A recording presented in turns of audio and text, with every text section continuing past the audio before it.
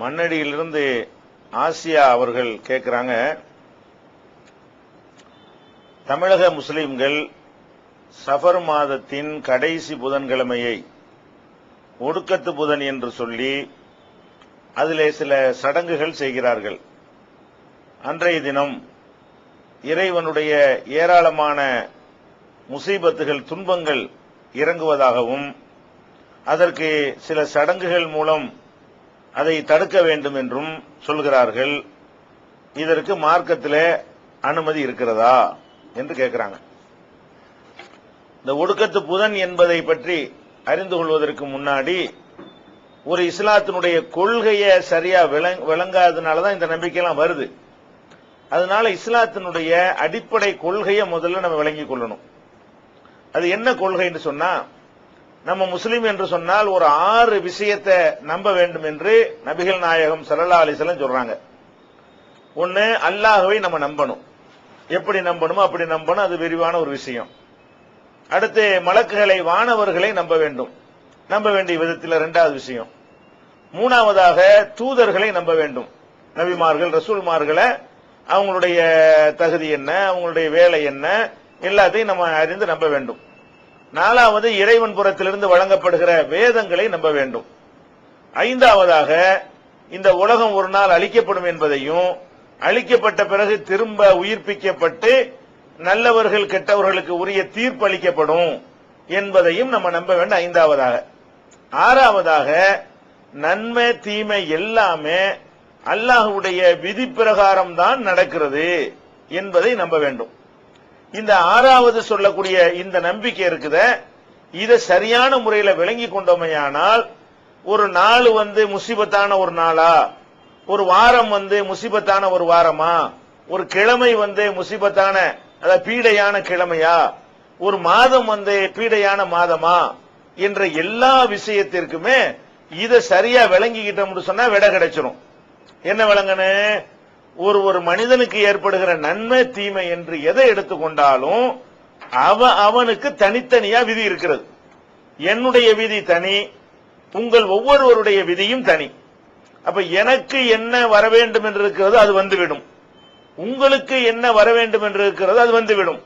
உங்களுக்கு என்ன நன்மையை அல்லாஹ் நாடிவிட்டானோ அந்த நன்மை உங்களுக்கு கிடைத்துவிடும். உங்களுக்கு என்ன தீமை அல்லாஹ் நாடிவிட்டானோ அதை யாராலையும் தடுக்க இயலாது. அப்ப நன்மைகள் தீமைகள் நமக்கு வரக்கூடிய செல்வம், பதவி, புகழ், அந்தஸ்து, பொருள்கள், இதெல்லாம் நல்லதுன்னு சொல்றோம் இல்லையா, இது எல்லாமே அவரவருக்கு தனித்தனியாக எழுதப்படுகிறது. ஒருவருக்கு வருகிற துன்பங்களும் அவரவருக்கு தனித்தனியாக எழுதப்படுகிறது என்பது இந்த நம்பிக்கையுடைய அர்த்தம். இதன்படி பார்த்தோம்னு சொன்னா, ஒரு குறிப்பிட்ட நாள் கெட்ட நாள், அன்றைக்கு துன்பம் இறங்குதுன்னு சொன்னா அது எல்லாருக்கும் இறங்குதுங்கிறாங்க. அப்ப ஆளுக்கு தகுந்த மாதிரி இறங்குதுன்னு சொல்லாம இவங்க என்ன சொல்ல வர்றாங்க, இந்த நாளில யாருக்கும் நல்லது நடக்காது, இந்த மாசத்துல யாருக்கும் நல்லது நடக்காது, இந்த கிழமையில யாருக்கும் எந்த நல்லது நடக்காதுன்னு சொல்லும் பொழுது எல்லாருக்கும் ஒரே மாதிரியான விதி என்று இவங்க சொல்ல வர்றாங்க. இந்த நம்பிக்கைக்கு பின்னாடி இந்த அர்த்தம் தான் அடங்கி இருக்கிறது. அப்ப நபிகள் நாயகம் ஸல்லல்லாஹு அலைஹி வஸல்லம் என்ன சொல்றாங்கன்னு கேட்டா, ஒவ்வொரு மனிதனுக்கும் தனித்தனியாக விதிகள் இருக்கிறது. இன்னொரு இடத்துல நபிகள் நாயகம் ஸல்லல்லாஹு அலைஹி வஸல்லம் சொன்னாங்க, உலகத்துல உள்ள உனக்கு அல்லாஹ் ஒரு நன்மையை செய்ய நாடிவிட்டால் உலகத்துல உள்ள எல்லாரும் சேர்ந்து உனக்கு வர முடியாமல் அதை தடுக்க முயற்சித்தாலும் அவங்களால் தடுக்கவே முடியவே முடியாது. உலகத்துல அல்லாஹ் ஒரு துன்பத்தை உனக்கு நாடிவிட்டான் என்று சொன்னால் உலகத்துல எல்லாரும் சேர்ந்து கொண்டு அந்த துன்பத்தை தடுக்க நாடினாலும் அவங்களால் அதை தடுத்துற இயலாது அப்படின்னு சொல்லி நபிகள் நாயகம் ஸல்லல்லாஹு அலைஹி வஸல்லம் அவங்களும் நமக்கு தெளிவாக அறிவுறுத்துறாங்க. அப்ப இதுல நம்ம என்ன விளங்கணும், அது விதியை நம்பணும். விதிங்கிற ஒண்ணு நம்பலன்னா மூமின் முஸ்லீமா இருக்க முடியாதுங்க. 6 விஷயத்துல எந்த ஒரு விஷயத்தை நம்ம நம்பாவிட்டாலும் அல்ல தப்பா நம்பினாலும் நம்ம இஸ்லாமிய வட்டத்தை விட்டு வெளியே போயிருவோம். அப்ப இஸ்லாம் நமக்கு என்ன சொல்லி தருதுன்னு கேட்டா, ஒவ்வொரு மனிதனுக்கும் தனித்தனியாக விதி இருக்கிறது, அவனுக்கு உரியது அவனுக்கு நடக்கும் அப்படிங்கிறது இதனுடைய கருத்து. இப்ப இந்த ஒடுக்கத்து புதன் என்கிறாங்கல்ல, இந்த ஒடுக்கத்து புதன் அந்த குறிப்பிட்ட ஒரு நாளை பற்றி சொல்கிறார்கள். இந்த ஒடுக்கத்து புதனுக்கு சொல்ற மாதிரியே அந்த ஒடுக்கத்து புதன் அமைந்திருக்கக்கூடிய மாதம் இருக்கிற சஃபர் மாதம், அந்த மாதத்தையும் பீடையான மாதம் என்று சில பேர் சொல்லிக் கொண்டிருக்கிறார்கள். அது மட்டும் இல்லாம முஹர்ரம் மாசத்தினுடைய முதல் 10 நாட்கள் இருக்கு இல்லையா, அந்த 10 நாட்களுமே பீடையான ஒரு நாள். என்ன, கர்பலா நடந்து ஹுசைன் ரலியல்லாஹு அன்ஹு அந்த அந்த கொல்லப்பட்ட காரணத்தினால அது கூட ஒரு நல்ல ஒரு மாசம் கிடையாது. இப்படி ஏதோ ஒரு சில நாட்களை ஒதுக்கி வைத்துக் கொண்டு இப்படி எல்லாம் செய்கிறார்கள். அதே மாதிரி ஒரு கிழமைகளை சொல்லி, செவ்வாய் இந்த செவ்வாய் வருவாயி, செவ்வாயில ஒரு காரியம் செஞ்சா அது நல்லதா இருக்காது, பொன் கிடைச்சாலும் புதன் கிடைக்காது, புதன்ல தான் செய்யணும், செவ்வாயில ஒண்ணுமே செய்யக்கூடாது, இப்படிங்கிற மாதிரி என்ன செய்வாங்க, சில கிழமைகளை கூட அத கெட்ட கிழமை நல்ல கிழமைன்னு என்ன செய்யறாங்க, பிரிச்சு வச்சிருக்கிறாங்க. இதே மாதிரி வளர்பிறை தேய்பிறைன்னு வைத்துக் கொண்டு இது தேய்பிறையில வந்தா எல்லாம் தேஞ்சுக்கிட்டு போயிரும், தேய்பிறையில நம்ம நல்லது கெட்டது கல்யாணம் காட்சி தொழில் துறை இதெல்லாம் வச்சோம்னு சொன்னா அது தேய்வாய் போயிரும். வளர்பிறையில நம்ம ஒரு தொழில் ஆரம்பிச்சோம்னு சொன்னா அது வளர்ந்துகிட்டே போயிரும். இப்படி பல விஷயங்கள் இருக்கிறது. அப்ப இந்த மாதிரி எல்லாம் நேரம் நாள் இதுகளை எல்லாம் வைத்துக் கொண்டு ஒரு மனிதனுடைய ஒட்டுமொத்த மனித குலத்துக்கு நல்லது கெட்டது தீர்மானிக்கப்படுது என்று நம்ம சொன்னா வீதியை நம்ம நம்பல, அந்த நாளாக்கு நம்மள நல்லது கெட்டது தீர்மானிக்குது என்று நம்ம நினைச்சதா ஆயிரும்.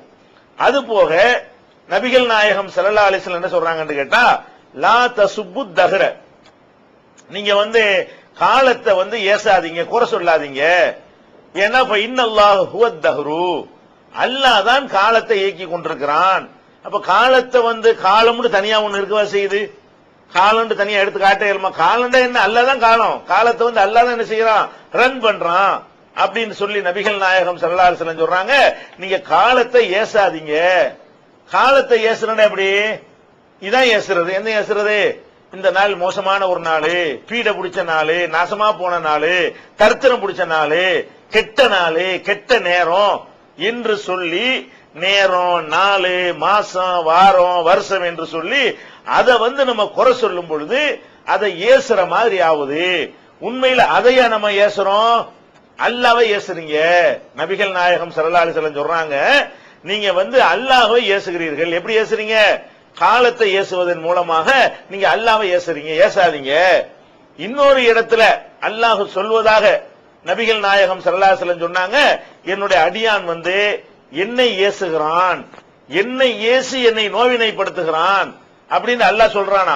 என்னை எப்படி ஏசுகிறான் தெரியுமா, காலத்தை நான் தான் இயக்கி கொண்டிருக்க அவன் காலத்தை ஏசுகிறான், காலத்தை ஏசுறதுனால அவன் என்னையத்தான் ஏசுகிறான், என்னை ஏசுறதுனால அவன் என்னையத்தான் துன்பப்படுத்துறான், எனக்கு தான் தொல்லை தர்றான் என்று சொல்லி அல்லாஹ் சொல்வதாக நபிகள் நாயகம் ஸல்லல்லாஹு அலைஹி வஸல்லம் அவர்கள் இன்னொரு இடத்துல நமக்கு என்ன செய்யறாங்க, நமக்கு இந்த ஒரு அறிவுரையை சொல்றாங்க. அப்ப நம்ம என்ன விளங்குறோம், ஒரு நேரத்தை கெட்டதுன்னு நம்ம எப்ப சொல்றோமோ அல்லாஹ் கெட்டவன் நம்ம சொல்றோம்.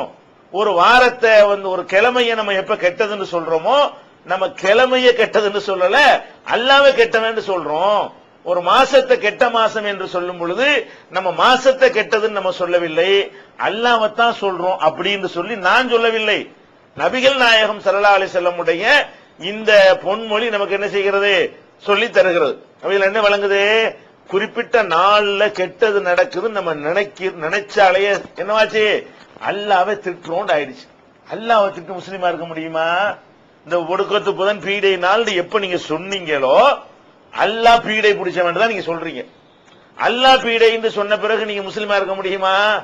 அப்ப ஒரு ஒடுக்கத்து புதன் நம்புனா அவன் காஃபிரு, முஸ்லீமா இருக்கவே இயலாது. அவ்வளவு ஒரு பயங்கரமான விஷயமாக அல்லாஹ் அல்லாஹ்வுடைய ரசூல் நமக்கு சொல்லி தர்றாங்க.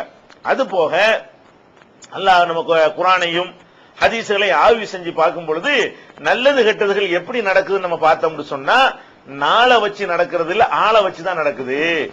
நாட்களை வைத்து நல்லது கெட்டது தீர்மானிக்கப்படுறது கிடையாது. தில்கல் ஐயாமு நுதாவிலுஹா பைனன் நாஸ், இந்த காலச்சக்கரத்தை மக்கள் மத்தியில நாம மாறி மாறி சுழல விடுகிறோம். அப்படின்னா என்ன அர்த்தம், ஒரு சக்கரத்தை சுத்தி விட்டீங்க என்று சொன்னா மேல உள்ளது கீழே போகும், கீழே உள்ளது மேல வரும்.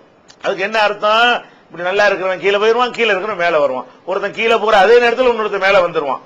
அப்ப இந்த காலச்சக்கரத்தை பத்தி அல்லாஹ் என்ன சொல்றான்னு கேட்டா, காலம் எல்லாருக்கும் நல்லது செய்யாது. காலத்தை ஒரு சக்கரமாக்கி அதை நான் சுத்தி விடுறேன் அப்படிங்கிறான். சுத்தி விட்டாலும் என்ன அர்த்தம்? கொஞ்சம் மேல இருக்கும், கொஞ்சம் கீழே இருக்கும். சிலருக்கு நல்லதா இருக்கும், சிலருக்கு கெட்டதா இருக்கும். அப்ப எல்லாருக்கும் நல்லது செய்யக்கூடிய காலமும் கிடையாது, எல்லாருக்கும் கெட்டது செய்யக்கூடிய காலமும் கிடையாது. அப்ப 100% கெட்ட நாள், 100% நல்ல நாள் என்பது கிடையவே கிடையாது என்பதை இந்த வசனமும் நமக்கு சொல்லி காட்டுகிறது. அதே மாதிரி செல்வத்தை வழங்கக்கூடிய நேரத்தில் அல்லாஹ் என்ன சொல்றான்? யபுசுத்து ரிஸ்க லிமன் யஷாஉ வ யக்திர். இறைவன் தான் நாடியவர்களுக்கு செல்வத்தை தாராளமாக வழங்குகிறான், நாடியவர்களுக்கு செல்வத்தை குறைச்சிடறான். ஆளை பாக்குறான், இவனுக்கு கூட்டு இவனுக்கு குறைங்கிறான். ஒரே நாள்ல ரெண்டு நடக்கும். ஒரே நாள்ல ஒருத்தன் கோடீஸ்வரன் ஆகுறான், அதே நாள்ல 4 பேர் ஓட்டாண்டி ஆயிடுறான். அப்ப அந்த 4 தான் கோடீஸ்வரன் ஆக்குது என்று சொன்னா நடைமுறையில் நீங்க பார்க்கலாமே. நடைமுறையில் நீங்க பார்க்கலாம், உலகத்தில் எந்த ஒரு நாளாவது எல்லாருக்கும் நல்லதுதான் நடக்கும் என்று ஒரு நாளை உங்களுக்கு காட்ட இயலுமா? அல்ல எந்த ஒரு நாளாவது எல்லாருக்கும் கெட்டதுதான் நடக்கும் என்று ஒரு நாளை நீங்க காட்ட இயலுமா? ஒரு கிழமையே செவ்வாய்க்கிழமை நீங்க கெட்டதுன்னு வச்சுக்கிட்டேன்னு வைங்க. அப்ப என்ன வரணும்? அன்னைக்கு எந்த ஒரு புள்ளையும் பிறக்க கூடாது, எல்லாரும் செத்துக்கிட்டே இருக்கணும். அதான் அது கெட்டதுன்னு அர்த்தம். யாருக்கு லாபமே வரக்கூடாது, அன்னைக்கு பூரா நஷ்டம் தான். அந்த செவ்வாய்க்கிழமை என்ன செய்யணும்? யாருக்குமே ஒரு 10 பைசா கிடைக்கவே கூடாது. அப்ப செவ்வாய்க்கிழமைன்னா பணம் தான் உழுவும், செவ்வாய்க்கிழமைன்னா புள்ள பிறக்காது, செவ்வாய்க்கிழமைனா நோய் தான் வரும், செவ்வாய்க்கிழமைனா நோய் நிவாரணம் கிடைக்கவே கிடைக்காது. இப்படி ஏதாவது உங்களுக்கு ஒரு கிழமைய, ஒரு நாளை, ஒரு டேட்டை உங்களுக்கு காட்ட இயலுமா? காட்ட இயலாது. நீங்க எந்த ஒரு மோசமான நாள் கொண்டு வந்து என்ற காட்டினீங்கன்னு சொன்னா அந்த நாள்ல பார்த்தோம்னா ஒருத்தனுக்கு கல்யாணம் ஆயிருக்கும், ஒருத்தனுக்கு பிள்ளை பிறந்திருக்கு, ஒருத்தன் பணக்காரன் ஆயிருப்பான், ஒருத்தன் நோய் ஆஸ்பத்திரி டிஸ்சார்ஜ் ஆகி வெளியே வந்திருப்பான், ஒருத்தன் இன்னைக்கு பதவி கிடைச்சிருக்கும், ஒருத்தனுக்கு அந்தஸ்து கிடைச்சிருக்கும். இப்படியான எல்லா நல்லதும் ஒருத்தனுக்கு நடக்கும் ஒரே நாள்ல. அதே நாள்ல என்ன நடக்கும்? ஒருத்தன் பதவி இழந்திருப்பான், அவன் வீட்டுல ஒரு ஆள் இறந்து போயிருப்பாங்க, அன்னைக்கு கொண்டு ஆஸ்பத்திரியில சேர்த்திருப்பாங்க. ஒருத்தன் ஆஸ்பத்திரி செவ்வாய்க்கிழமை உள்ள போவான், ஒருத்தன் செவ்வாய்க்கிழமை ஆஸ்பத்திரி வெளியே வருவான், ஒருத்தன் செவ்வாய்க்கிழமை கடையை போண்டியாச்சுன்னு மூடிட்டு போவான், ஒருத்தன் செவ்வாய்க்கிழமை பயங்கரமான லாபம்டா நல்ல வியாபாரம் அப்படின்னு சொல்லி என்ன செய்வான்? அவன் அதிகமா கல்லா கட்டுவான். அப்ப நம்ம எந்த ஒரு நாள்ல எடுத்துக்கொண்டாலும் நல்லதும் கெட்டதும் கலந்து நடக்குதா, வெறும் கெட்டதா நடக்குதா? வெறும் கெட்டதா நடக்கிற ஒரு நாள் உங்களுக்கு உலகத்தில் எங்கேயாவது காட்ட இயலுமா? நடைமுறையில இல்ல. அல்லாஹ் அது அழகா சொல்றான், யபுசுத்து ரிஸ்க லிமன் யஷாஉ வ யக்திர். நான் நாடியவர்களுக்கு ரிஸ்க தாராளமா கொடுப்பேன், நாடியவர்களுக்கு குறைச்சியும் கொடுப்பேன். அப்படின்னு என்ன அர்த்தம்? ஆளை பொறுத்து தான் கூடும் குறையுமே தவிர நாளை பொறுத்து இல்ல. வெள்ளிக்கிழமை பண்ணா நல்லா இருப்பீங்க, சனிக்கிழமை பண்ணா நல்லா இல்லைன்னு நல்லா சொல்லல. ஆளுக்கு இவனுக்கு இது நான் முடிவு பண்ணிடுவேன், எவனுக்கு எதை முடிவு பண்ணுகிறேன் அதுதான் நடக்குமே தவிர ஒரு குறிப்பிட்ட நாள்ல நீங்க மாத்திக்கின்ற காரணத்தினால பிச்சைக்காரன் ஆகணும்னு எழுதப்பட்டவன் பணக்காரன் ஆயிட முடியாது. ஒரு மனிதனுக்கு அவனுக்கு நோய் தான் வரணும்னு எல்லாம் எழுதி வச்சுட்டான். நீங்க அது புதன்கிழமையா பார்த்து அந்த ஆஸ்பத்திரியில் போய் சேர்ந்த உடனே அந்த நோய் வராம இருந்துருமா? அந்த நோயில இருந்து குணமடையாம குணமடைஞ்சிருவீங்களா? குணமடைய மாட்டீங்க நல்லா எழுதி வச்சிருந்தான்னு சொன்னா அடைய மாட்டீங்க. அப்ப குணம் அடைவீங்கன்னு எழுதி வச்சா குணம் அடைவீங்க. இதுல எந்த நாளை நீங்க செஞ்சாலும் அதனால அந்த முடிவு ஒண்ணு என்ன செய்ய போறது இல்ல, மாற போறது கிடையாது. அப்ப இப்படி நம்ம பாக்குறோம். ஒரு மனிதனுக்கு குழந்தைய எல்லாம் கொடுக்கறான், குழந்தைய கொடுக்கறது எப்படி சொல்றான்? நீங்க நல்ல நாளா பார்த்து குடும்ப வாழ்க்கையில் ஈடுபட்டா என்ன செய்யும்? உங்களுக்கு குழந்தை பிறக்கும். அல்ல கல்யாணம் பண்ணும் பொழுது என்ன செய்யுங்க? நல்ல நாட்களா பார்த்து மங்களமான நாட்களை ஒதுக்கி வைத்து அந்த நாட்கள்ல அந்த மாதத்தை அந்த நேரத்தை பார்த்து என்ன செய்யுங்க? திருமணம் செய்யுங்க. அப்பதான் உங்களுக்கு புள்ள தருவேன் அல்லாஹ் குர்ஆன்ல சொல்றானா? அப்படி சொல்லவே இல்ல. யஹபு லிமன் யஷாஉ ذுகூர், நாடியவர்களுக்கு இறைவன் ஆண் குழந்தையை தருகிறான். ஓ யஹபு லிமன் யஷாஉ இனாசா, நாடியவர்களுக்கு பெண் குழந்தையை தருகிறான். அவ் யுஸவ்விஜுஹும் ذுக்ரானன் வ இனாசா, நாடியவர்களுக்கு ஆம்பளை புள்ளையும் பொம்பளை புள்ளையும் கலந்து தருகிறான். எஜாலு மையஷாவு அகீமா, நாடியவர்களுக்கு புள்ளை இல்லாம ஆக்கி விடுகிறான்.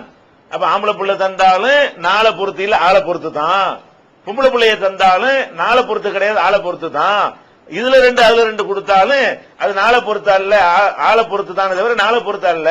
அந்த பிள்ளைய இல்லன்னு 4 பேருக்கு ஆக்கிட்டான்னு சொன்னா அந்த 4 பேருக்கு அப்படி எழுதியிருக்கான்னு அர்த்தமே தவிர அந்த நாளில் அவன் எந்த நாள்ல கல்யாணம் பண்ணாலும் அந்த நாள் காரணமா இருக்காது. பாக்குறோமா இல்லையா? அப்ப நம்ம இதுல இருந்து நம்ம என்ன விளங்குறோம்? இந்த பேசிக் இஸ்லாத்தினுடைய அடிப்படையை மறுக்கக்கூடிய வகையில் தான் இந்த ஒடுக்கத்து புதன் போன்ற நம்பிக்கைகள் இருக்கின்றன. இந்த நம்பிக்கையை நம்ம என்ன செய்யணும்? அடியோட முஸ்லிமா இருக்கவே முடியாது. இந்த நம்பிக்கை நம்மள்ட்ட இருந்துச்சுன்னு வைங்க, கண்டிப்பா நம்ம இஸ்லாமிய வட்டத்தை விட்டு நெஞ்சிருவோம், வெளியே போயிருவோம் என்பதை நம்ம விளங்கிக் கொள்ள வேண்டும். இதுக்கு இஸ்லாமிய வரலாறுல நீங்க எடுத்து பார்த்தா கூட நமக்கு ஒரு ஆதாரத்தை உங்களுக்கு சொல்லலாம். என்ன ஆதாரம்? இதுக்கு பெரிய ஆதாரம் தேவையில்லை, கண்ணு முன்னாடி நம்ம பார்த்துட்டு இருக்கிறோம். அது ஏத்த வீட்டுல ஒருத்தர் செத்து போயிருப்பாரு, இந்த வீட்டுல ஒரு குழந்தை பிறந்திருக்கு, அவனுக்கு கெட்ட நாள் இவனுக்கு நல்ல நாள், ஒரே நாள் தான். அவன் என்ன செய்வான்? நல்ல நாளுங்க அப்படின்னு சொல்லுவான். இவன் என்ன செய்வான்? கெட்ட நாள்னு சொல்லுவான்.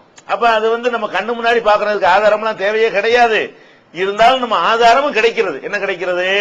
இப்ப உதாரணமா எடுத்துக்கொண்டீர்களே, ஆனால் இந்த முஹர்ரம் மாசம் இருக்குல்ல, முஹர்ரம் மாசம் 10வது நாள். இந்த 10வது நாள்ல வரலாற்றுல இஸ்லாமியர்கள் சம்பந்தப்பட்ட 2 நிகழ்வு நடக்கிறது.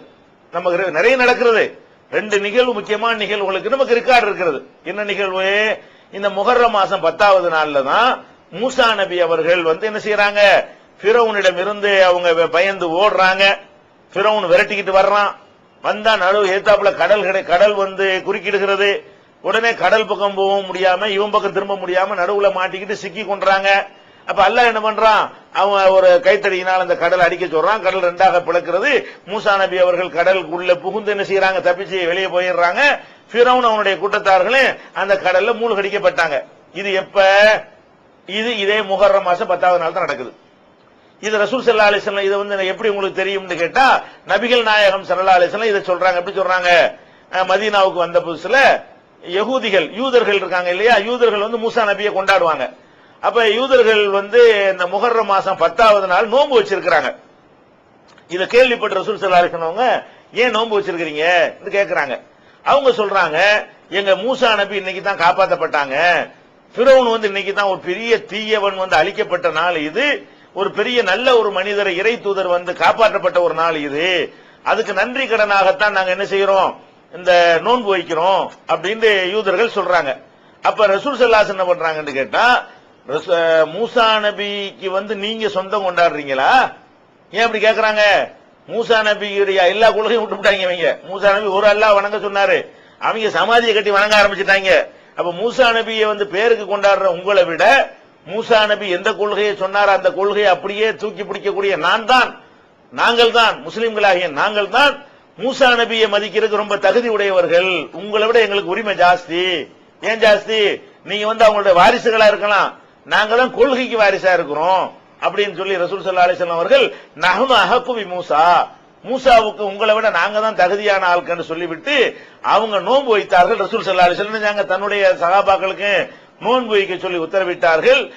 அப்புறம் அடுத்த வருஷம் இருந்தா நான் என்ன செய்வேன், இன்னும் 9வது நாள் சேர்த்து நோன்பு வைப்பேன்னு சொன்னாங்க. அது தனி விஷயம். இப்ப டாபிக் என்னன்னு கேட்டா, இந்த முஹர்ரம் மாசம் 10வது நாள்ல தான் ஒரு தீய சக்தி அழிக்கப்பட்டது. ஒரு நல்லவர் என்ன செஞ்சாரு? காப்பாற்றப்பட்டார்னு விளங்குது. இது ஒரு சரித்திரம். இன்னொரு சரித்திரம் என்ன?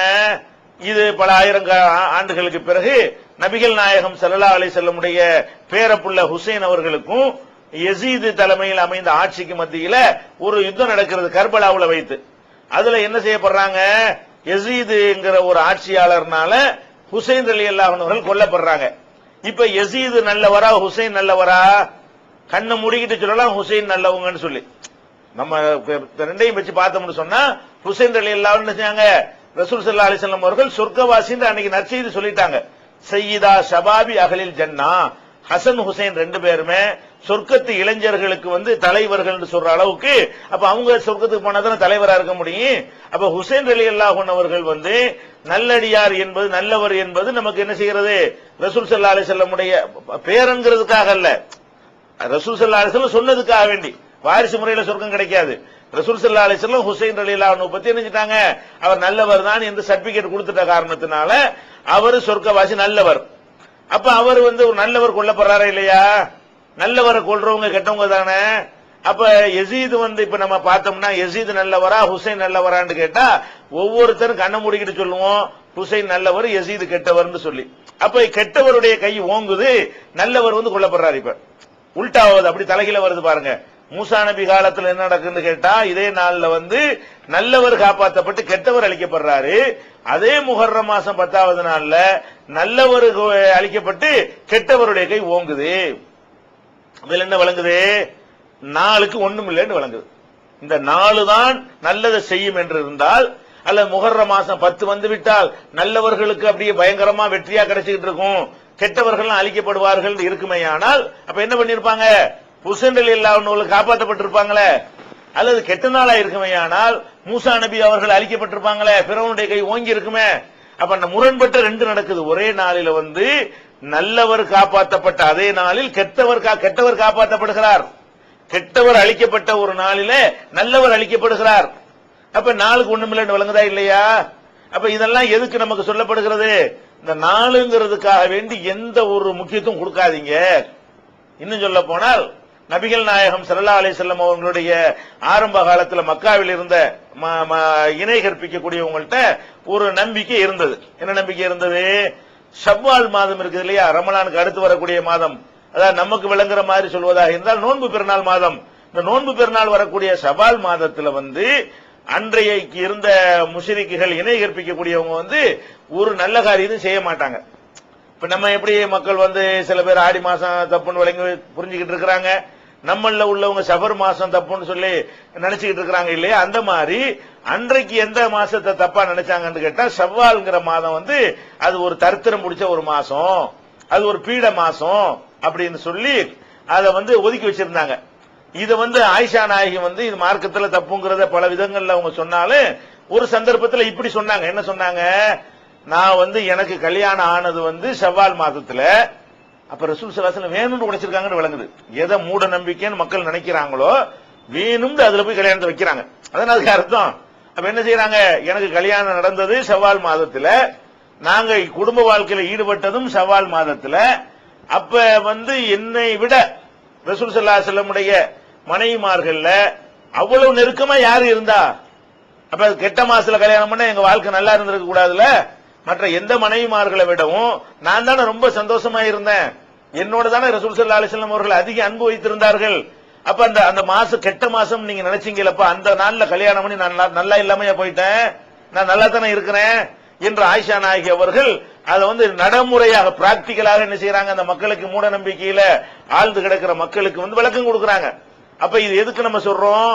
அந்த மக்கள் எதை மூட நம்பிக்கையான பீடை மாதம் என்று நம்பிக்கை வைத்திருந்தார்களோ அந்த மாதத்தில் வேண்டும் என்ற ரசூல் ஸல்லல்லாஹு அலைஹி வஸல்லம் அவர்கள் கல்யாணம் செய்திருக்கிறார்கள். பீடைக்கு எந்த அந்த மக்களுடைய அந்த நம்பிக்கைக்கு வந்து ஒரு கொசு அளவுக்கு கூட மரியாதை கொடுக்கல. போடா நிம்பாட்டு சொல்லிட்டு போடா, நான் அன்னைக்கு தான் பண்ணுவேன். அதனுக்கு அர்த்தம் ஊரே சேர்ந்துக்கிட்டு பீட மாசங்குது, நான் அதான் போய் கல்யாணம் பண்ண வேண்டாம் உடைக்கிறாங்கல்ல, உடைக்கிறாங்க ரசூல் ஸல்லல்லாஹு அலைஹி வஸல்லம் என்பது நம்ம என்ன செய்யறோம்?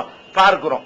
அது மாத்திரம் இல்லாம இன்றைக்கு நீங்க நடைமுறையில நீங்க பாத்தீங்கன்னு சொன்னா அதிகமான பேர் என்ன செய்யறாங்கன்னு கேட்டா இதை பாக்குறாங்க. இதை பாக்குறாங்க, கடை ஆரம்பிக்கிறதா இருந்தா போய் வசதியான நாள்ல ஆரம்பிக்க மாட்டேங்கிறான். ஏதாவது ஒரு சாமியார்ட்ட ஒரு அஜர்த்திட்ட யாராவது மத குருட்ட போய் என்ன செய்யறான்? நல்ல நாளா ஒண்ணு பார்த்துட்டாங்கன்னு கேட்டு அப்படித்தான் கடையை ஆரம்பிக்கிறான், அப்படித்தான் கல்யாணத்தையும் பண்றான். அவனா இஷ்டத்துக்கு பண்ணிக்கிற மாட்டேங்கிறான். காலண்டரை பாக்குறான், எங்க ராகு எப்ப யமகண்டம் எப்ப போட்டிருக்குது, வடக்கே சூளம் எப்ப தெற்கே இப்படி பார்த்தா என்ன செய்யறான்? கல்யாணத்தை பண்றான். ஒரு பிரயாணம் பண்ணி போறான். பிரயாணம் பண்ணும்போது காலண்டரை பார்த்தா பிரயாணத்துக்கே போறான். எப்படி போறான்? இந்த நாள்ல பிரயாணம் பண்ணலாமா பண்ணக்கூடாதா? யார்கிட்ட போய் கேட்கறான்? காலண்டர் பேப்பர்ட்ட போய் தீர்ப்பு கேட்கறான். அது சொன்னிச்சுன்னா என்ன செய்யறான்? சூளம் இல்ல, வடக்கு தான் போக கூடாது, தெற்க போகலாம் அப்படின்னு சொன்னா என்ன செய்யறான்? அதுக்கு போறேங்கிறான். இப்ப வந்து அதிகமான மனிதர்கள் வந்து இதெல்லாம் பார்த்தானே கல்யாணம் பண்றாங்க. சரி, இந்த நாள் வந்து நல்ல நாளா பார்த்து செஞ்சா நல்லதுதான் நடக்கும் என்று சொன்னால் என்ன ரிசல்ட் வரணும்? இத பார்த்தாங்கல்ல அவங்க எல்லாம் நல்லா இருக்கணும். எப்படி இருக்கணும்? யாரெல்லாம் இந்த சடங்கு சம்பிரதாயம் நாலு நட்சத்திரமா பார்த்து சூப்பர் நாளை தேர்ந்தெடுத்து கல்யாணம் பண்ணாங்களோ அவங்க சந்தோஷமா இருக்கணுமா இல்லையா? அவங்க டைவர்ஸ் பண்றதுக்கு என்ன காரணம்? அவங்களுக்கும் பிள்ளை இல்லாம போறதுக்கு என்ன காரணம்? அவங்களும் வறுமையில இருக்கிறதுக்கு என்ன காரணம்? அவங்களும் நோய்வாய்ப்படுறதுக்கு என்ன காரணம்? என்ன காரணம்? விதிதான் காரணம், நாலு காரணம் கிடையாது. நீ தான் நல்ல நாளை தானே தேர்ந்தெடுத்தானே கல்யாணம் பண்ண. அப்ப நல்ல நாள் பார்த்து தேர்ந்தெடுத்த கேஸ் தானங்க பிரிஞ்சுக்கிட்டு நிக்குது. அதாவது நல்ல நாள் கெட்ட நாள் பார்க்காதவன்ல எத்தனை சதவீதம் வந்து விவாகரத்து நடக்கிறதோ நல்ல நாள் பார்த்தவனுக்கு அதே சதவீதத்தெல்லாம் நடக்குது. நல்ல நாள் பார்த்து தொழில் பண்றவன் எப்படி பாதி பேர் நல்லா இருக்கான் பாதி பேர் நல்லா இல்லாம போறானோ அதே மாதிரி பார்க்காதவன் எப்படித்தானே இருக்கிறது. ஆனா நீ பார்த்தாலும் அதான்டா ரிசல்ட், பார்க்காட்டாலும் அதான் ரிசல்ட். இதனால ஒரு ரிசல்ட் மாற போறது கிடையாது. கண்ணு முன்னாடி பாக்குறோமா இல்லையா? அப்ப இதெல்லாம் வச்சு பார்க்கும்போது நம்ம என்ன செய்யணும்? ஆஹா, இது ஒரு டேஞ்சரான ஒரு நம்பிக்கையாவில் இருக்கிறது, இது ஒரு மோசமான ஒரு நம்பிக்கையாவில் இருக்கிறதுன்னு சொல்லி நம்ம என்ன செய்யணும்? விளங்கி கொள்ள வேண்டும். இந்த நல்ல நாள் கெட்ட நாள் கூட எதெல்லாம் காரணம் வைக்கிறாங்கன்னு கேட்டா அங்கே கிரகங்கள் வச்ச ராகங்க நிக்குது, கேதுங்க நிக்குது. இன்னைக்கு வந்து என்ன அது இப்படி இருக்கும், அன்னைக்கு வந்து அப்படின்னு சொல்லி என்ன செய்யறான்? கிரகங்களை வச்சுக்கிட்டு தான் எல்லாம் தீர்மானிக்கப்படுது. நாள்ல எப்படிப்பா வந்து பாதிப்பு வரும், நாள் எப்படிப்பா கெட்டதா இருக்கும் அப்படின்னு கேட்டோம்னா அதுக்கு என்ன பதில் சொல்றான்? அந்த கிரகங்களுடைய நிலையை வச்சுதான் நம்மளுடைய பலன் மாறுகிறது. இது வந்து இவர் அங்க போயிட்டாரு, இவர் 8ஆம் இடத்துல இருக்காரு, 9ஆம் இடத்துக்கு வந்துட்டாருன்னு சொல்லிவிட்டு என்ன செய்யறான், அதுக்கு தகுந்தவாறு பலன்கள் அமையும்னு சொல்றான். ஆனா ரசூல் ஸல்லல்லாஹு அலைஹி வஸல்லம் சொல்றாங்க, அஸ்பஹ மின் இபாதி மூமினும் பி வ காஃபிரும் பி. விடியும் பொழுது காலை நேரத்தில் என்னுடைய அடியார்கள் சில பேர் வந்து காபிர்களாக ஆகிவிடுகிறார்கள், சில பேர் வந்து மூமின்களாக இருக்கிறார்கள். எப்படி காபிர் ஆகுறாங்க? மழை பெய்யுது, திடீர்னு மழை பெய்யுதுன்னு வைங்க, காலையில பேஞ்ச உடனே சில அடியார்கள் சொல்றாங்க, இது வந்து அல்லாஹ்வுடைய அருளால, அல்லாஹ்வுடைய விதி பிரகாரம் இந்த மழை நமக்கு பொழிகிறது என்று யார் சொல்லிக் கொண்டார்களோ அவங்க வந்து மூமின்களாக வந்து காலை பொழுது அடைகிறார்கள். யார் வந்து இன்ன கிரகத்தினாலதான் இது நடந்துச்சு, இன்ன நட்சத்திரத்தினாலதான் முதிர்னா பினவ் இக்கதா, இந்த நட்சத்திரத்தினாலதான் எங்களுக்கு மழை பொழிந்தது என்று யார் சொல்லுகிறார்களோ அவங்க காபிராகி விட்டார்கள். அப்ப இந்த கிரகங்கள்னாலதான் எல்லாம் நடக்குது என்று யாராவது நினைப்பார்களே, ஆனால் அவங்க வந்து இஸ்லாத்தில் இருக்க மாட்டார்கள். அவங்க இஸ்லாத்தை விட்டு தன்னால வெளியே போய் விடுகிறார்கள். அவங்களுக்கு இஸ்லாத்துக்கு எந்த விதமான சம்பந்தமும் இல்ல.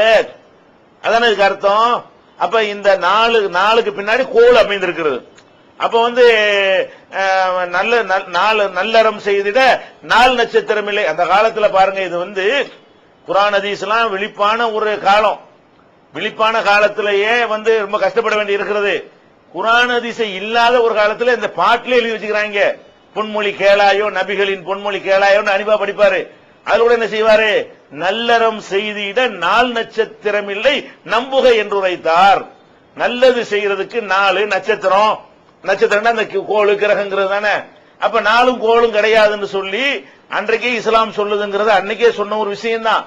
இருந்தாலும் இந்த போதனையை விட மூட நம்பிக்கைகள் நம்ம என்ன செய்த ஆழமாக பதிஞ்சிருக்கிற காட்சியை பார்க்கிறோம்.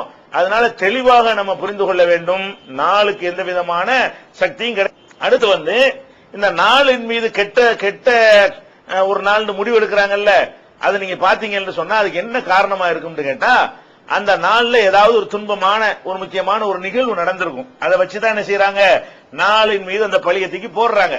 ஆனால் நீங்க எடுத்து பாத்தீங்கன்னு சொன்னா, உலகம் தோன்றிய காலத்துல இன்னைக்கு வரைக்கும் எடுத்துக்கிட்டீங்கன்னு சொன்னா எல்லா நாளும் கெட்ட நாளா தான் இருக்கும்.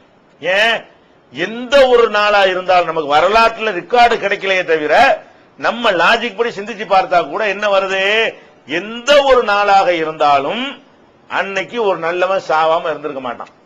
ஜனவரி 1 உலகத்தில் உள்ள அத்தனை ஜனவரி 1 எடுங்க, 4 நல்ல மனுஷன் செத்து தான் இருப்பான். கண்டிப்பா 4000 நல்லவன் செத்து இருப்பான். ஜனவரி 2 அதுல ஒரு 4000 நல்ல பேர் செத்து இருப்பான். ஜனவரி 3 அதுலயும் ஒரு 4000 நல்ல பேர் நல்லவன் செத்து இருப்பான். இப்படி எந்த ஒரு மாசத்தை எந்த ஒரு தேதி நீங்கள் எடுத்துக்கொண்டாலும் அதுல நல்லவன் நிச்சயமா செத்தானே இருப்பான். அப்படின்னா நம்ம என்ன பண்ணணும், எல்லா நாள்லயும் நல்லவங்க எல்லாம் செத்து போயிருக்கனால அவ்வளவு நாள் கெட்ட நாள்னு சொல்லி என்ன செய்யணும், கல்யாணமும் பண்ணக்கூடாது. ஏன்பா எல்லாரும் கெட்ட நாளா நல்ல நாள் ஒன்னையுமே காணா அப்படி யாராவது சொல்லுவீங்களா? அப்ப இதுல இருந்து நம்ம என்ன விளங்குறோம், இதெல்லாம் சும்மா பொய் அப்படி விளங்கிக்கிறோம். இப்ப இந்த சபரை நீங்க சொன்னதுக்கு வருவோமே, இந்த ஒடுக்கத்து புதன், இந்த ஒடுக்கத்து புதன்கிறதுக்கு என்ன ரீசன் சொல்றாங்க, இந்த சஃபர் மாசத்துல வந்து ரசூல் ஸல்லல்லாஹு அலைஹி வஸல்லம் அவங்க வந்து நோய்வாய்ப்பட்டாங்க. நோய்வாய்ப்பட்டுட்டு அந்த சஃபர் மாசத்துல என்ன செஞ்சாங்க, அவங்க வந்து கடைசி புதன்கிழமையில குளிச்சுட்டு என்ன செஞ்சாங்க, நோயிலிருந்து வந்து சுகம் அடைஞ்சாங்க. அதனால அந்த நாள் வந்து ஒரு பீடையான ஒரு நாள். அன்னைக்கு நம்ம சில சடங்குகளை செஞ்சோம்னு சொன்னா நம்ம வந்து பீடையிலிருந்து நம்ம தப்பிச்சுக்கலாம்னு ஒரு காரணம் சொல்றாங்க. நான் என்ன கேட்கிறேன், ரசூல் ஸல்லல்லாஹு அலைஹி வஸல்லம் நோய்வாய்ப்பட்டாங்கன்னு சொன்னா வச்சுக்கிருவோம், அந்த வரலாறு நிஜமான்னு ரெண்டாவது வச்சுக்கிருவோம், ஃபர்ஸ்ட் வச்சுக்கிருவோம். ரசூல் ஸல்லல்லாஹு அலைஹி வஸல்லம் நோய்வாய்ப்பட்டாங்க, பட்டாதுக்கு என்ன அர்த்தம், அவங்க நோய்வாய்ப்பட்டாங்கன்னு அர்த்தமா, நாட்டுக்கே நோயின்னு அர்த்தமா? ரசூல் ஸல்லல்லாஹு அலைஹி வஸல்லம் நோய்வாய்ப்பட்ட நாள் அம்புட்டு சகாபாக்கள் நோயாளி ஆயிட்டாங்களா? உலகத்தில் உள்ள எல்லா மக்களும் நோய்வாய்ப்பட்ட அன்னைக்கு படுத்து கிடந்தாங்களா? அவங்களுக்கு நோய் வந்தது, மத்தவங்க நோய் இல்லாம இருந்தாங்களா? எல்லாரும் ரசூல் ஸல்லல்லாஹு அலைஹி வஸல்லம் நோய்வாய்ப்பட்டு இருக்கும்போது அபூபக்கர் தொழுகை நடத்தினாங்களே, ஒரு ஆளுக்கு நோய் இல்லாமல் இருந்திருக்கிறது, அம்புட்டு சகாபாக்கள் போய் தொழுகை நடத்தினாங்களே. அப்ப ஒரு ஆளுக்கு வந்த நோய் அடுத்த ஆளை பாதிச்சுச்சா? நபிகள் நாயகம் ஸல்லல்லாஹு அலைஹி வஸல்லத்துக்கு வந்த அந்த நோய் அனைவரையும் பாதித்ததா? அப்ப நம்ம என்ன விளங்கணும், அந்த நோய் அவங்களுக்கு உரிய விதி, அப்படித்தான் நீங்க புரிஞ்சுக்கிறேன்னு. ரசூலுல்லாஹ் நோய்வாய்ப்பட்டாங்கன்னு வச்சுக்கோ, அந்த தேதியில் நோய்வாய்ப்பட்டாங்கன்னு வச்சுக்கிருவோம், அதுக்கு எந்த விதமான ஆதாரமும் கிடையாது, ஏற்கத்தக்க எந்த ஒரு ஆதாரபூர்வமான சனதும் கிடையாது. நீங்க சொல்லக்கூடிய கட்டுக்கதைக்கு ஒரு பேச்சுக்கு நான் சொல்லுகிறேன். சபர் மாசத்துல நோய்வாய்ப்பட்டு நினைஞ்சாங்க, அந்த குளிச்சு சுகம் அடைஞ்சாங்க கடைசி புதன்கிழமையில, அப்படிங்கிறது உண்மையா இருக்குமே. ஆனால் என்ன விளங்கிக்கிறேன்னு, சரி குணம் அடைஞ்சாங்கன்னு வரலாறு விளங்கிக்கிறேன்னு. ஒரு மனிதனுக்கு நடக்கிற நிகழ்ச்சியில இருந்தலாமா சட்டம் எடுக்க முடியும்? இப்ப நான் வந்து ஒரு வெள்ளிக்கிழமை வந்து என்னை கொண்டு விட்டாங்கன்னா வெள்ளிக்கிழமை பூரா கட்ட நாளா போயிருமா? சனிக்கிழமை ஒரு ஆள் போட்டு தள்ளிட்டாங்கன்னா சனிக்கிழமை பூரா கட்ட நாளா போயிருமா? போட்டு தள்ளப்படாம கோடான கோடி பேர் இருக்கான 600-700 கோடி மக்கள்ல வந்து ஒரே ஒருத்தன் செத்தனால அந்த நாள் இப்படி கட்ட நாளாகும். மீதி 700 கோடி மக்கள் உசுரோட இருக்கிறான, அதனால நல்ல நாள்ல நீங்க சொல்லணும். அப்ப இப்படி நம்ம விளங்குறதை விட்டு என்ன செய்யறோம்? ரசூல்லா நோயப்பட்டாங்க அதனால இது பீட நாள்னா இது என்னங்கிற, இது மார்க்கமா? இது இப்படி ரசூல்லா உங்களுக்கு சொன்னாங்களா? எனக்கு நோய்வாய்ப்பட்ட காரணத்தினால உலகத்துக்கே நோய் தான், உலகத்துக்கே பீடதான் சொன்னாங்களா? கிடையாது. இன்னும் சொல்ல போனால் நபிகள் நாயகம் ஸல்லல்லாஹு அலைஹி வஸல்லம் அவர்கள் நோய்வாய்ப்பட்ட அன்னைக்கு குணமடைஞ்சாங்கன்னு சொல்றது பொய். ஏன் பொய்ங்கிறோம்? அந்த நோய் கொஞ்ச நாள் அப்படி பாதிக்கப்பட்டு இருந்து அவங்க அதுக்கு ரபியுல் அவ்வல் மாசத்துல நினைஞ்சிட்டாங்க, மூத்தாயிட்டாங்க. ரபியுல் அவ்வல் மாசம் பிறை 12ல அவங்க மூத்தா போறாங்க. அப்ப சபர் மாசத்துடைய கடைசி போதுன்னா என்ன செய்ய, ஒரு 28 பிறண்டு வச்சுக்கிட்டோம்னு சொன்னா அங்க இருந்து ஒரு 14 நாள் தான் உசுரோட இருந்திருக்கிறாங்க. அப்ப அந்த நோயில குணம் அடையல. சபர் மாசத்துல நோய்வாய்ப்பட்ட ரசூல் ஸல்லல்லாஹு அலைஹி வஸல்லம் அவர்கள் அந்த நோய் நீடித்துக்கிட்டே போய் முத்தி போய் கடைசில எங்க கொண்டு விட்டுருச்சு? அவங்கள மௌத்துல கொண்டு விட்டு விட்டது. அந்த நீங்க சொல்றபடி அந்த பீடைன்னு வைத்துக் கொண்டால் கூட அந்த மாசம் முழுசும் விலகவே இல்லை. அப்ப நீங்க என்ன பண்ணிருக்கனே, ரபியுல் அவ்வலையில பீட மாசம் சொல்லணும். ஏன்? அதனால ரசூலுல்லாஹ் இறந்து போனாங்க. நோய்வாய்ப்படுறது பீடையா, சாவுறது பீடையா? ஒரு மனிதர் நோய்வாய்ப்பட்டார் என்பது பீடையா, அவர் மௌத்தாயிட்டார அது பீடையா? அப்ப எல்லா கல்யாணத்தையும் அந்த மாசத்துல வைக்கிறீங்க. ரபியுல் அவ்வல் மாசம் வரட்டும், கல்யாணம் இப்ப மௌலுத் மாசத்துல வைக்க போறோங்கிறீங்களா? அந்த மௌலுத் மாசத்துல ரசூலுல்லாஹ் இறந்து போனாங்க. அப்ப இறந்தாரு என்பதற்காக வேண்டி நீங்க பீடை என்று சொல்வதாக இருந்தால் எதை சொல்லணும்? ரபியுல் அவ்வல சொல்லணும், சபரை சொல்லக்கூடாது. சபர்ல வந்து சின்ன பீடை தான் இறங்கி இருக்கு நோய். மௌத்து பீடை வந்து எப்ப இறங்கி இருக்குது? அடுத்த மாசத்துல தான் இறங்கி இருக்கிறது. அப்படி நீங்க எடுத்துக்கிட்டீங்களா? அப்ப வசதிக்கு தகுந்த மாதிரி மாத்துறீங்க. உங்க மூட நம்பிக்கையில உங்களுக்கு முழு நம்பிக்கை கிடையாது. நீங்க வச்சுக்கிறது மூட நம்பிக்கை, அதையாச்சும் முழுசா நம்புறீங்களா? கிடையாது. அதனால என்ன பண்றீங்க? ரபியுல் அவ்வல் மாசத்துல கல்யாணத்துல பண்ணிட்டு இருக்கிறீங்க. அதனால இது கட்டுக்கதை, இது வந்து பொய். அன்னைக்கு பீடையா இருந்து குளிச்சு சுத்தமாய் சுகமானாங்கிறதெல்லாம் அது சும்மா சொன்ன ஒரு விஷயம் விளங்கி கொள்ள வேண்டும். அடுத்து என்ன? இத பாருங்க, இதுவே கெட்ட நாள் நினைச்சு போடுறாங்களா? அதுக்கு செய்யற சடங்குகள் அது முக்கியம். உங்க கேள்விக்கு வந்து வர வேண்டி இருக்குது. சடங்கு என்ன? இந்த ஒடுக்கத்து புதன் வந்தவன என்ன செய்வாங்கன்னு கேட்டா, ஒவ்வொரு பகுதியில ஒவ்வொரு விதமான ஒரு சடங்கு இருக்கிறது. இப்ப ராமநாதபுரம் போன்ற இப்ப ஒளிஞ்சு போச்சு. நாங்கெல்லாம் சிறுவர்களா இருந்த காலகட்டத்தில் எங்க ஊர்கள்லாம் என்ன செய்வாங்கன்னு கேட்டா, அந்த பனை மரத்து ஓலை இருக்குல்ல, இந்த விசிறலாம் செய்வாங்கல்ல பனை ஓலை, இந்த பனை ஓலையை வந்து நல்லா இந்த மாதிரி போஸ்ட் கார்டுல பாதி சைஸுக்கு இந்த மாதிரி இந்த சைஸுக்கு என்ன செய்வாங்க, வெட்டி காய போட்டு ரெடி பண்ணி வச்சிருப்பாங்க. இந்த மாதிரி இலையில என்ன செய்வோம், இந்த மாதிரி ஓலையில சில வசனத்தை, சலாமுன் அலா நூஹின் ஃபில் ஆலமீன், சலாமுன் அலா இல்யாசீன், குர்ஆன்ல சலாம் சலாம்னு வரும்ல, இது மாதிரி மெனக்கெட்டு உட்கார்ந்து பொறுக்கி எடுத்து அந்த வசனங்களை எல்லாம் எழுதி என்ன செய்வாங்கன்னு கேட்டா அதுல வந்து காய வச்சு வச்சிருப்பாங்க. அந்த ஒடுக்கத்து புதன் வந்தா பயங்கரமான வியாபாரம் பிச்சுக்கிட்டு போகும். அவங்க வசதி தகுந்தவாறு என்ன செய்வாங்க, இந்த இலைய இந்த ஓலையை வாங்கிட்டு போவாங்க. இந்த பனை மரத்து ஓலையை என்ன செய்வாங்க, சில ஊர்கள்ல மாமரத்து இலை இருக்குல்ல, மா இலைய காய வச்சு அதுல என்ன செய்வாங்க, எழுதுவாங்க. பனைமரம் இருக்கக்கூடிய மாவட்டங்கள்ல பனைமரத்து ஓலையில என்ன செய்வாங்க, எழுதுவாங்க. சரி, எழுதிட்டு போய் என்ன செய்வாங்க தெரியுமா, இத வந்து இந்த பனை ஓலையில எழுதப்பட்டதை கொண்டு போய் வசதி உள்ளவன் வந்து 50 வாங்கிட்டு போவான், 20 வாங்கிட்டு போவான், 10 வாங்கிட்டு போவான். ஏதோ ஏழைப்பாளைகள் 1-2 வாங்கிட்டு வரும். வாங்கிட்டு வந்து என்ன செய்வோம்னு கேட்டா, இதை கரைச்சி, அது வாங்கிட்டு வர்றோம்ல, அதை கரைச்சி ஒரு அண்டாவுல ஊத்தி அந்த தண்ணியில குளிக்கணும்.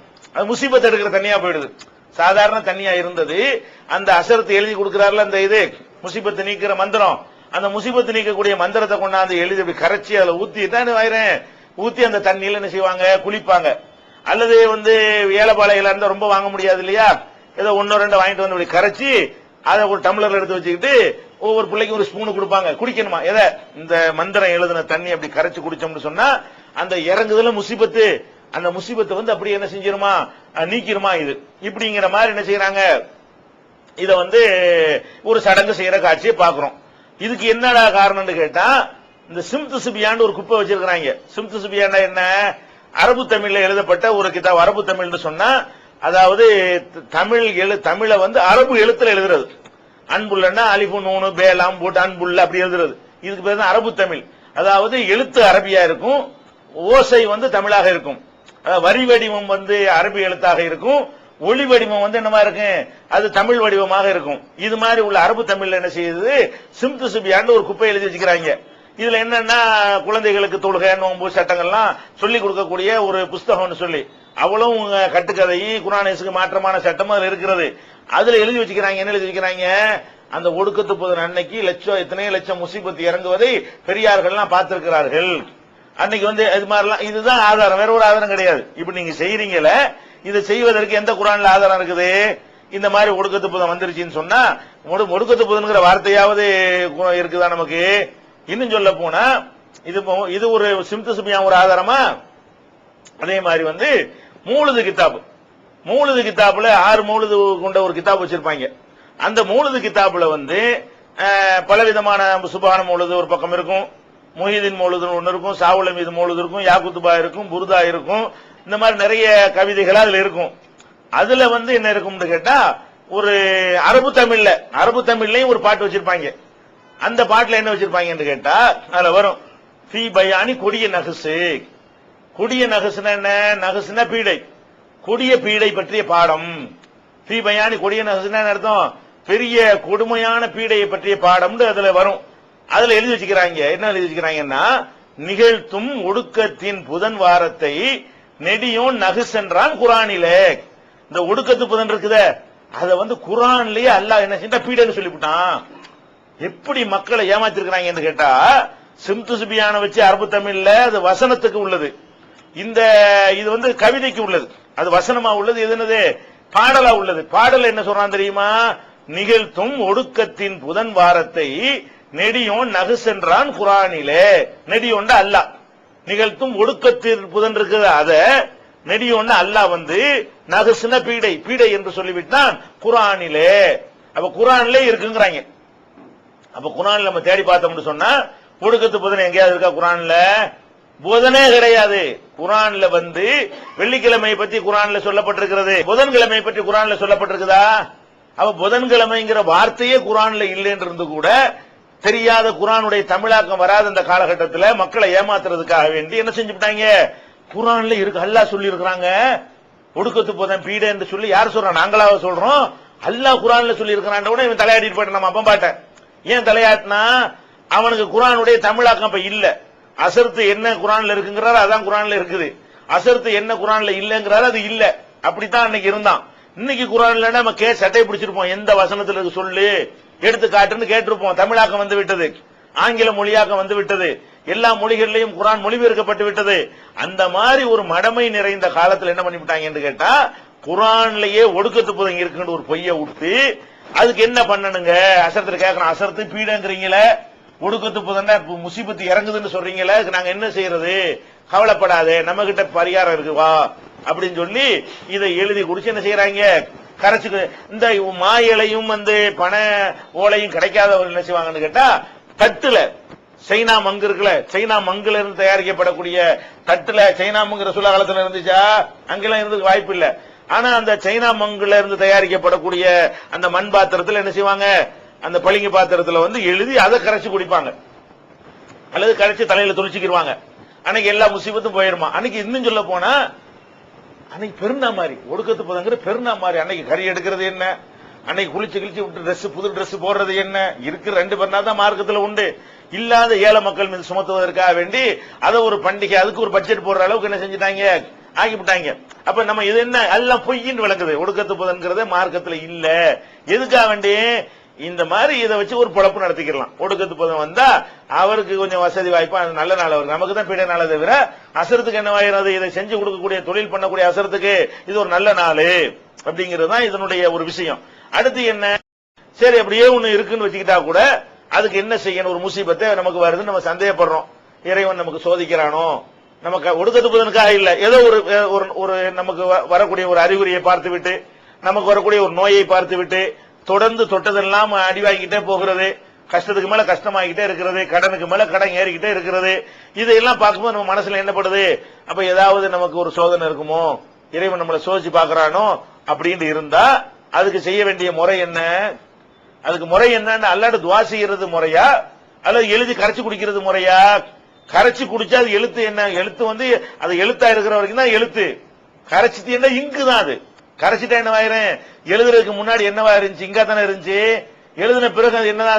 அது இங்கா இருக்குமே தவிர, மையா இருக்குமே தவிர அதுல என்ன இருக்கு? ஒண்ணுமே இருக்காது. வேணும்னா ஒண்ணு செய்யுங்க, இந்த எழுதுன கரைக்கிறோம்ல, கரைச்சிக்கிறங்க. அது மாதிரி கண்ணா பின்னாண்டு கிறுக்க பைத்தியக்காரன் 4 வார்த்தை எழுதி அதையும் கரைங்க. 2 தண்ணியும் எடுத்து போய் டெஸ்ட்ல லேப்ல கொடுங்க. ஏதாவது சோதனையில் ஏதாவது வித்தியாசம் இருக்குமா? ஒண்ணுமே இருக்காது. ஒண்ணும் கிடையாது. வெறும் மைய தான் குடிக்கலாம். இந்த மைய குடிச்சா முசீபத்து போகுங்கறியப்பா. எழுத்த ஓதுனா முசீபத்து போகும்னாலும் அதாவது ஒரு அர்த்தம் இருக்கிறது. ஓதி ஏதாவது முசீபத்து வரும்னு சொன்னா குல் அவுது ரப்பில் ஃபலக்னு ஓது, அல்லாஹ்ட்ட பாதுகாப்பு தேடு. குல் அவுது ரப்பின் நாஸ்னு அல்லாஹ் சொல்றான்ல, அந்த சூரா ஓதி அல்லாஹ்விடத்துல பாதுகாப்பு தேடு. உனக்கு ஏதாவது கஷ்டம் வருது நீ நினைத்தாயானால் அது ஒடுக்கத்து புதனுக்காக நான் சொல்லல, அது கிடையாது. உங்களுக்கு தனிப்பட்ட முறையில் உங்களுக்கு ஏதாவது சிரமம் கஷ்டம் வருதுன்னு சொன்னா இறைவா அந்த கஷ்டத்தை நீ காப்பாத்துன்னு சொல்லி அல்லாஹ்விடத்துல நீங்க துஆ செய்யணுமே தவிர இது என்ன முறை? இது கரைச்சு குடிக்கிறது ஒரு முறையா? இதை நம்ம தவறுங்கிறத பாக்குறோம். இது போக என்ன செய்யறாங்க? இது ஒரு பக்கமாச்சா? சில பேரு அந்த ஒடுக்கத்து புதனுக்கு என்னென்ன இந்த மாதிரி அசரத்துமார்கள்லாம் இல்ல போல இருக்கு அந்த ஊர்ல. அவங்க என்ன பண்ணிவிட்டாங்கன்னு கேட்டா புல்லு மிதிக்கணும். அன்னைக்கு என்ன செய்யணுமா? ஒடுக்கத்து புதன் அன்னைக்கு புல்தரையை தேடி போய் என்ன செய்யணும்? புல்ல மிதிச்சிட்டு வரணும். அப்பதான் முசீபத்து இங்க வாங்குற முசீபத்து அங்க இறக்குறதாம். நம்ம தலையில இறங்குதுல முசீபத்து பீடையெல்லாம் அது என்னவாயிரும்?